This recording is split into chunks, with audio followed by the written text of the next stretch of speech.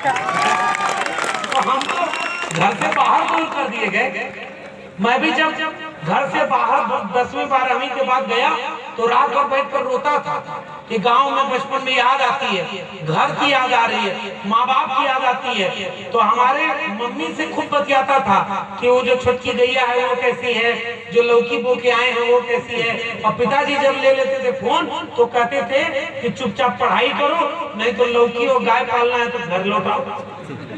बहुत कठिन परिश्रम करने के बाद, तपस्या करने के बाद शिक्षा मिलती है। और अब आखिरी पीढ़ी, एक आखिरी गुजारिश प्यारे बच्चों और अभिभावकों, आप दोनों को कर रहा हूं। दूसरे सबसे बड़ा खतरा इस शिक्षा को बर्बाद किए जाने का क्या है पता है? नई शिक्षा नीति 2020। नई शिक्षा नीति 2020 क्या है पता है? पहले के समय में क्या होता था कि सर्व शिक्षा अभियान में 2 किलोमीटर 3 किलोमीटर दूर गांव में स्कूल खोला जाए ताकि घर में कोई कमजोर घर का बच्चा तो भी स्कूल जाए।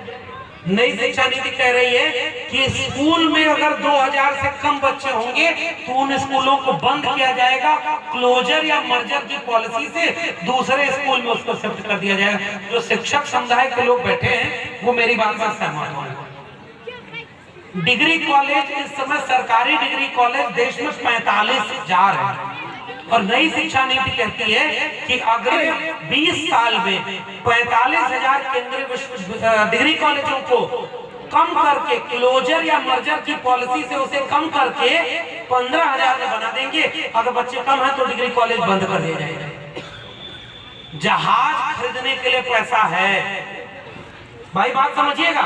रामपथ गमन बनवाने के लिए पैसा है, कथा भागवत कराने के लिए पैसा है, रोज नया नया मंदिर बनवाने के लिए पैसा है, स्कूल नया नया खुलवाने के लिए, यूनिवर्सिटी खुलवाने के लिए, शिक्षकों को वेतन देने के लिए, विद्यार्थियों की फीस माफ करने के लिए, विद्यार्थियों को फेलोशिप देने के लिए इन सरकारों के पास पैसा नहीं है। तो कितने दिन तक आप पढ़ाई कर पाएंगे? आपको लगता है पड़ोसी के घर में आग लगी तो आपको लगता है कि आग मेरे यहाँ तक नहीं आएगी? जो गरीब कमजोर है वो सबसे पहले मारा जाएगा। और आज भी आप सोच कर देखिए भाई, अगर जिसके घर में पैसा जेब में है वो अपने बच्चों को सरकारी स्कूल भेजते हैं, प्राइवेट स्कूलों में, प्राइवेट स्कूलों में भेजते हैं। वो चाहते हैं कि हमारे बच्चे अच्छी शिक्षा पाएं। तो गरीब का बच्चा कहाँ जा रहा है? जहाँ न मास्टर है, जहाँ न स्कूल है। स्कूल में गाय बांधी जा रही है, जानवर घूम रहे हैं, बारिश में छत गिर रही है और वहाँ नए नए मुस्तकबिल। घुन खाए शहतीरों पर की 12 खड़ी विधाता बाँचे, फटी भीत है, छत चूती है, आले पर बिस्तुया नाचे, मिनट मिनट पर बरसा कर बेबस बच्चों पर 4 तमाचे। इसी तरह से दुखरन मास्टर गढ़ता है आदम के ढांचे। ये हिंदी की कविता लिखी है। स्वानों को मिलता दूध वस्त्र, बच्चे भूखे अकुलाते हैं, माँ की हड्डी से चिपक ठिठुर जाड़े की रात बिताता। ये भारत कोई एक भारत नहीं है, ये 2 भारत है। पहला भारत जिसके पास संसाधन है और दूसरा भारत जिसके पास कुछ भी नहीं। एक भारत 10% लोगों का है जिसमें थोड़े से लोग SC ST OBC माइनॉरिटी के हैं, आधा % और 8-9% 10% वो लोग हैं जो 10% जिनकी आबादी पूरे देश में है। 90% जो लोग हैं वो लोग हैं तन पर पूरा कपड़ा नहीं, पेट को पूरा अनाज नहीं, बच्चों को भरपेट खाना नहीं, बच्चों को शिक्षा नहीं।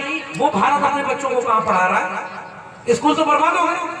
तो प्राइवेट स्कूल में जिसके पास फीस होगी, मेरे दिल्ली यूनिवर्सिटी में आपके घरों के कितने बच्चे जा पाएंगे? भाई मुझे एक बात बताइए, कितने घरों के बच्चे जा पाएंगे?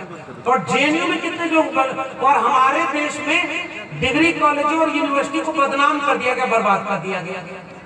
और आप बिना डिग्री वाला जैसे कथावाचक आगे कथा सुनाता है, कुछ दिन बाद जब आपके पास बच्चे के पास ना शिक्षा होगी और शिक्षा नहीं होगी तो रोजगार नहीं होगा क्या?